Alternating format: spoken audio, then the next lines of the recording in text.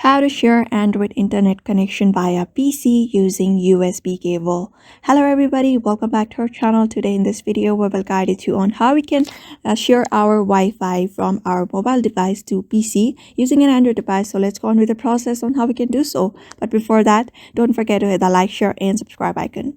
So in order to do so, you may just head over to the main settings of a device after your phone is connected with your laptop or your PC using a USB cable. After that is connected, you're just gonna head over to the main settings of a device, and here you are gonna go and look over the option called connection share. After going to the connection, you're gonna go ahead and look over the option called mobile hotspot and tethering.